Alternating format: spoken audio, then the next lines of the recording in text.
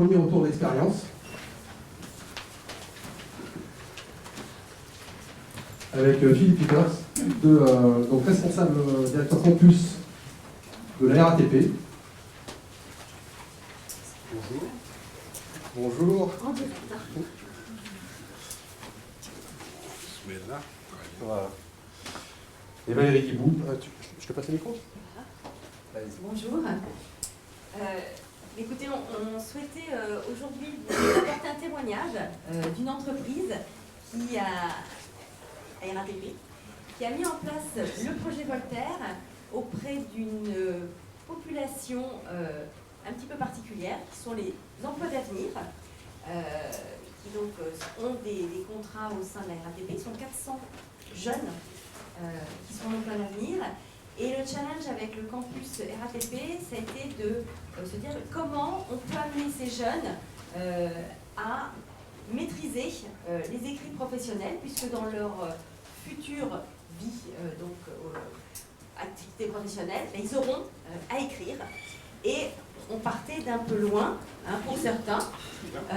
Donc le défi était très grand. Et donc avec Philippe Peters, on a mis en place ce pilote. Et il va vous en parler. Bien. Bonjour à tous et à toutes. Vous m'entendez là? Oui, le projet Voltaire est venu rejoindre un projet croisé de la RATP qui est, nous en avons tous parlé dans la presse, pas à la RATP mais dans la France entière, qui était l'accompagnement vers l'emploi de populations très éloignées et peu ou pas diplômées.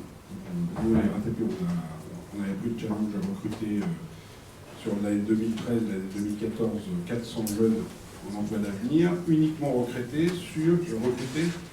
sur leur motivation à venir travailler à la RATP. Alors, qu'est-ce qu'ils vont faire à la RATP pour que vous compreniez mieux? Ils vont être soit conducteurs d'autobus, et les conducteurs d'autobus, ils sont amenés à faire des rapports, d'écrits, d'incidents, d'accidents, de choses comme ça. Soit ils vont être animateurs agents mobiles, c'est les agents que vous rencontrez dans les gares ou les stations du métro ou du RER. Donc là aussi, on a besoin qu'ils aient une expression correcte, pas forcément d'excellence, mais au moins correcte, pour qu'on puisse les relire et non pas qu'ils nous fassent des textos sur la feuille de rapport. Et puis, ils peuvent être aussi contrôleurs, et là, vous pensez bien que les contrôleurs, c'est important de rédiger correctement, parce que grand nombre de nos contrevenants n'hésitent pas à ester en justice contre la RATP lorsque le PV est mal rédigé. Donc il est important pour nous que les PV soient bien rédigés. Donc la RATP, en deux mots, vous connaissez à peu près tous et toutes. C'est un groupe international maintenant, depuis quelques années. C'est 56 000 salariés à travers le monde. Je vous donne que deux chiffres pour ne pas vous saouler. C'est, pour que vous compreniez bien, 1 million de voyageurs par jour transportés sur la ligne A du RER. Ce qui explique que quelquefois nous ayons quelques ratés, voire même beaucoup de ratés. Et c'est un chiffre encore plus éloquent, c'est 4 milliards de voyages par an. 4 milliards de voyages par an, vous vous rendez compte, on est 6 milliards sur la planète. Ça veut dire que les 2 tiers de la planète passent dans le métro à un moment ou à un autre sur le RER. Donc ça fait peur quand on voit ça. Mais enfin, donc on a besoin d'avoir des salariés à la disposition de nos voyageurs formés. Donc on s'est mis en un challenge. Alors, pourquoi ces jeunes-là? Parce que notre dispositif emploi d'avenir, il est basé sur 2 ans. La première année, on remet les jeunes gens et jeunes filles à niveau en culture générale pour qu'ils puissent franchir le cap des tests indispensables à l'entrée dans les métiers de qualification. Donc ces tests, c'est pas très compliqué, c'est des maths, du français, de l'expression écrite, de la lecture silencieuse, enfin tout un tas de choses qu'on peut développer, enfin pas les mathématiques, mais au moins sur le français, que l'on peut développer sur le processus, sur le projet Voltaire qui nous avait été proposé. Donc on a dit, banco, alors ça nous a permis aussi un terrain d'expérimentation, parce qu'on n'a pas fait les 400 jeunes, on aurait bien dit, on n'a pas fait les 400 jeunes, on a commencé avec un groupe de 16 qui était un des groupes les plus faibles que nous avions identifiés avec les formateurs.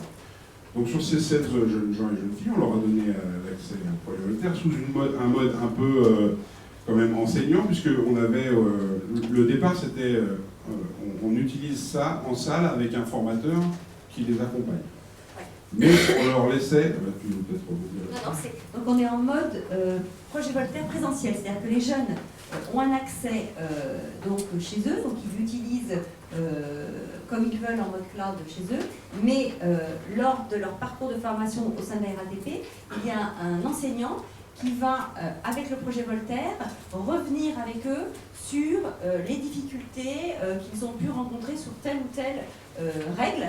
Et donc là, ils sont tous à travailler ensemble sur, avec l'enseignant sur la problématique de telle règle qui était non acquise. Donc il y avait mixte entre un enseignant et le projet Voltaire. Voilà. Donc ensuite, on avait un temps imparti, bien évidemment, pour Ils sont entraînés 3 mois. Voilà, 3 mois, avec l'objectif de leur faire passer le certificat Voltaire. Voilà, on a répété un super bon point. Et on va se lancer dans la chanson après. Et donc, le certificat Voltaire, c'était aussi un challenge pour eux, parce que je vous ai dit, c'est une population peu ou pas diplômée, de jeunes qui vivent dans des zones à urbaniser en priorité. Donc, vous voyez, on est vraiment sur des gens qui, pour la plupart, ont tout raté. Oui, ils n'avaient jamais réussi l'examen, enfin voilà. Donc, une situation face à une formation certifiante qui était au départ assez stressante pour eux, parce que déjà se concentrer 2 heures ou 2 heures et demie pour passer un examen, c'était une montagne. Ouais. C'était pas gagné. Donc on leur a permis de se former. Alors il n'y a pas eu de secret, hein. Ceux qui ont travaillé ont brillé. Et quand je dis briller, c'est le cas. Oui, oui, puisqu'on a certains jeunes qui, au départ de l'entraînement, sont partis à 100% de niveau de maîtrise des règles. En moyenne, c'était entre 2% et les meilleurs avaient 10%. Donc vous voyez, on partait d'assez bas. Hein. On était sur le projet Voltaire version pro, donc on n'était même pas sur la version supérieure. Et ils se sont entraînés alors de façon variable entre ceux qui ont moins travaillé 5-6 heures et ceux qui ont plus travaillé une dizaine ou une quinzaine d'heures. Et c'est des filles, hein. C'est les filles, ouais. Qui ont, au certificat Voltaire, ont eu au-dessus de 500 points en résultat au certificat Voltaire. Ce qui est quand même assez remarquable vu le niveau initial. Et pour vous arracher quelques larmes, parce que la jeune fille qui a été la plus brillante, le jour où elle a reçu son certificat, elle a exprimé sa reconnaissance, parce qu'elle allait enfin pouvoir être prise au sérieux par les organismes auxquels elle écrivait, pour ses parents bien souvent.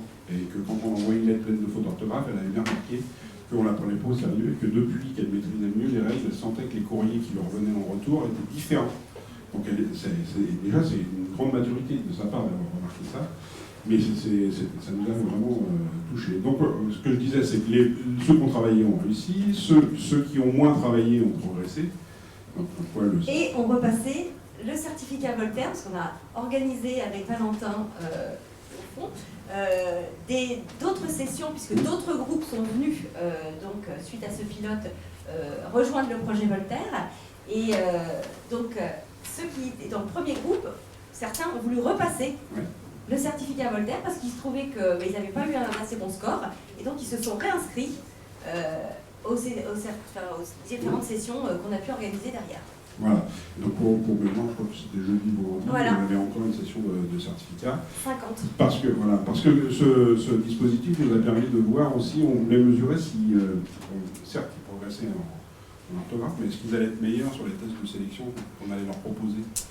Et on s'est aperçu qu'effectivement, bien au-delà de l'orthographe, parce que nos questionnaires sur ces QCM, pour tout dans l'orthographe, joue peu. Par contre, c'est la compréhension des textes et l'approche de l'ancrage mémoriel dans le dispositif là, fait que vous êtes obligé de lire la consigne.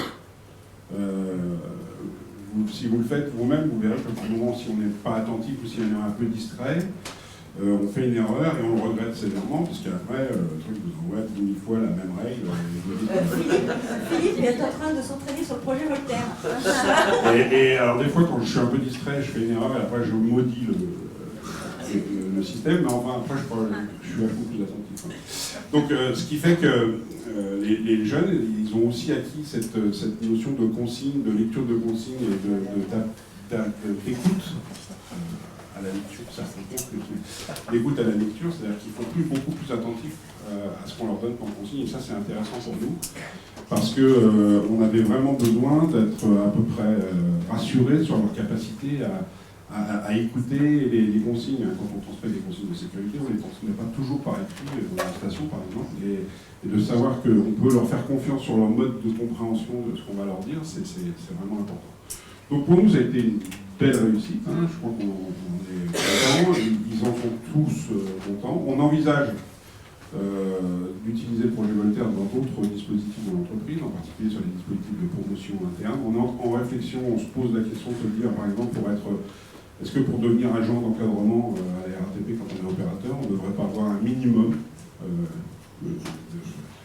de réussite dans le certificat Voltaire? Et quand on veut être cadre, parce qu'on a aussi encore la possibilité dans l'entreprise d'évoluer à la fonction de cadre, si on n'y est pas embauché comme cadre, c'est aussi, on pourrait peut-être aussi monter un peu le niveau à l'identique de ce qu'on fait pour l'anglais avec le TOEIC ou des choses comme ça. On ne va pas aller, je pense pas, aller sur l'idée de dire qu'il faudra avoir un niveau pour être recruté, parce que c'est quand même, sur nos métiers d'opérateurs, c'est quand même des métiers où on a encore la possibilité de recruter avec des gens qui sont peu ou pas diplômés. Donc si on mettait une barrière forte d'exigence, voilà, il faudrait les former avant qu'ils rentrent à la RATP. Donc voilà, pour nous c'est un vrai succès. Sur les 16, ils l'avaient tous obtenu avec des niveaux plus ou moins importants. Et sur les 16 ont passé le niveau des tests de recrutement de façon... on retrouvait la brillance chez ceux qui étaient brillants sur le projet Voltaire, et puis le niveau un peu moyen sur ceux qui n'avaient pas travaillé, mais ça c'est une question après de volonté.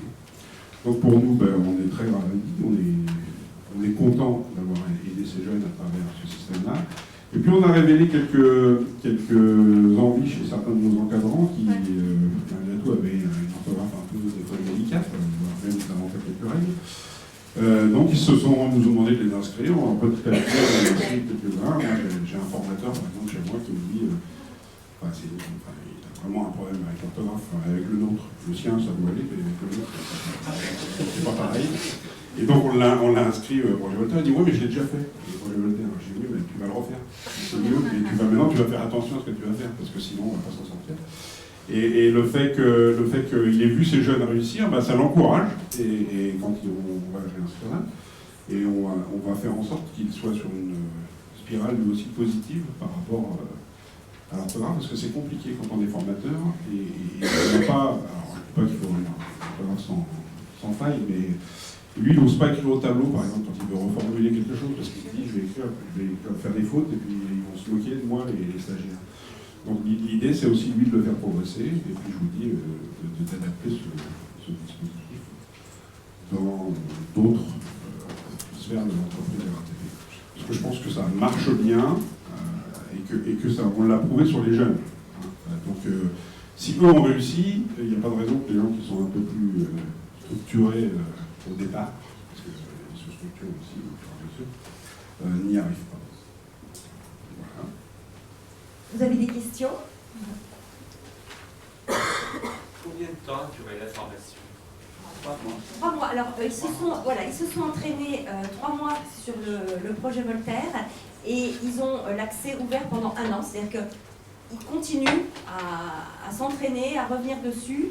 Et le retour qu'on a eu aussi des jeunes, c'était le côté ludique du projet Voltaire et le mode cloud, c'est-à-dire qu'ils se connectent n'importe où, beaucoup sur tablette et smartphone, parce qu'on a vu les pourcentages, c'était quasiment autant sur PC que sur le volet mobile. Donc ça c'était intéressant d'avoir ce type de retour, et surtout que la cohésion, ce qu'on a retenu aussi des groupes, c'est qu'il y avait de l'entraide. Par rapport à certains qui avaient des difficultés à s'y mettre, petit à petit, il y a eu de l'entraide, et il n'y avait plus aucun souci, c'était plus tabou, et ils ont pu échanger sur le sujet de l'orthographe. Et c'est devenu un jeu pour eux de travailler avec le projet Voltaire. Voilà. Et il y a eu, je vais compléter parce qu'il y a eu aussi quelque chose qui nous a permis, nous, d'avancer, parce que à la RATP, vous n'êtes pas sans savoir, vous avez de temps en temps on a un gros souci de transparence avec les partenaires sociaux. Et quand on parle de formation distancielle, en particulier de e-learning ou de classe virtuelle, des choses comme ça, nos amis partenaires sociaux, c'est comme ça qu'on les appelle, sont extrêmement frileux par rapport à la capacité des gens à se former en dehors du temps de travail. Donc tout doit être fait sur le temps de travail. Donc là, on respectait la règle par le fait qu'on était en salle avec un formateur et qu'on accompagnait. Mais ça a permis aussi de démontrer aux partenaires sociaux que la vision que eux, ils ont aujourd'hui de l'utilisation des outils n'était pas la même que eux avaient. C'est-à-dire que eux, pour la plupart des partenaires sociaux, c'est des gens qui sont plutôt proches de mon âge que merci, je ne sais pas qui c'est qui est vieux, c'est pas sympa pour moi. Je viendrai plus. C'est plutôt des gens proches de mon âge que des gens proches de la génération Y, voire celle d'après, X, etc. Et que ces jeunes-là, sans aucune difficulté, comme ils avaient la possibilité de le faire, ils se sont connectés avec leurs outils et ils se sont connectés de chez eux, dans les transports, à tout moment où ils avaient du temps. Donc ça m'a permis, moi, de démontrer aux partenaires sociaux qu'il fallait un peu qu'ils revoient le paradigme de leur définition de la formation distancielle. Je ne parle pas de la formation présentielle, mais au moins de la formation distancielle, et de savoir que les outils nous permettent aujourd'hui de faire des choses qu'on ne pouvait pas imaginer avant et qu'il ne faut pas croire que les salariés d'entreprise n'ont pas envie. Voilà, donc ça un peu chagriné depuis, mais ça va se faire. Je pense qu'on va avancer dans les prochaines années. On arrivera à porter des contenus de formation sur les smartphones, sur les tablettes, pour que les gens puissent regarder de chez eux. Nous, on va doter, par exemple, tous les salariés qui sont en station d'une tablette numérique pour enseigner les voyageurs. Donc pourquoi est-ce qu'on ne leur enverrait pas des contenus de formation portés sur ces dispositifs? Voilà. Oui, il y avait une autre question. Oui, c'était juste une précision en heure présentielle, à peu près combien? Oui, dans le fait de formation. On peut faire 10 sessions, 10-12 sessions de 2 heures. Ouais. 10 à 12 sessions de 2 heures. 20 heures? Ouais, grosso modo 20 heures.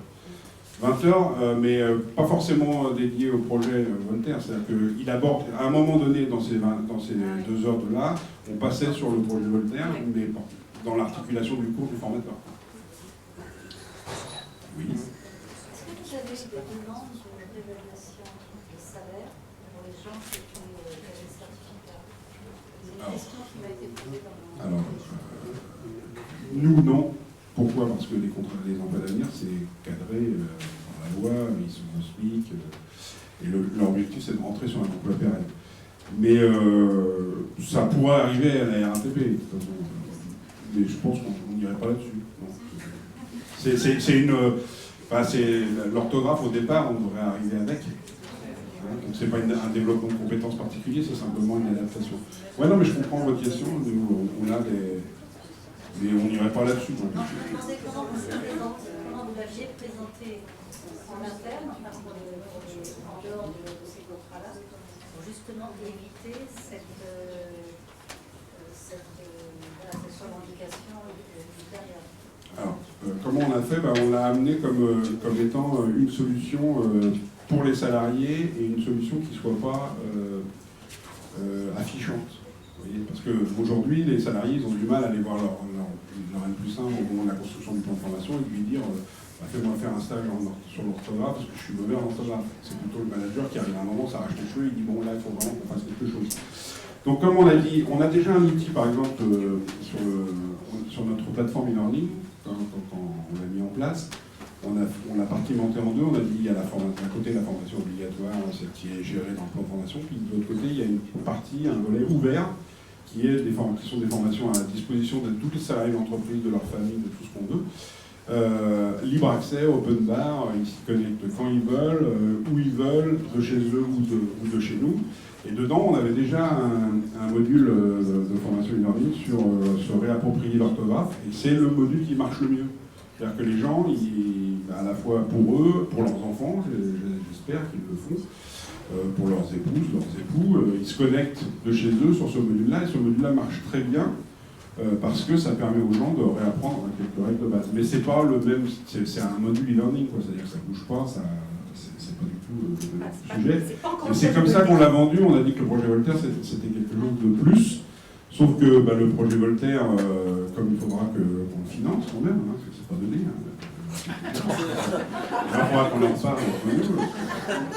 Je ne suis pas très cher en prestation.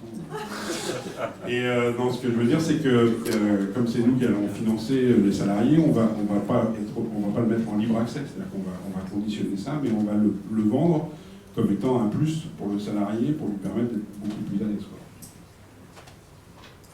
Dans le cadre du CPF, vous pourrez le mettre en œuvre.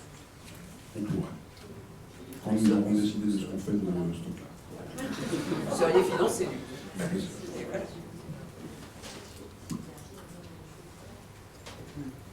D'autres questions? Bien. Merci.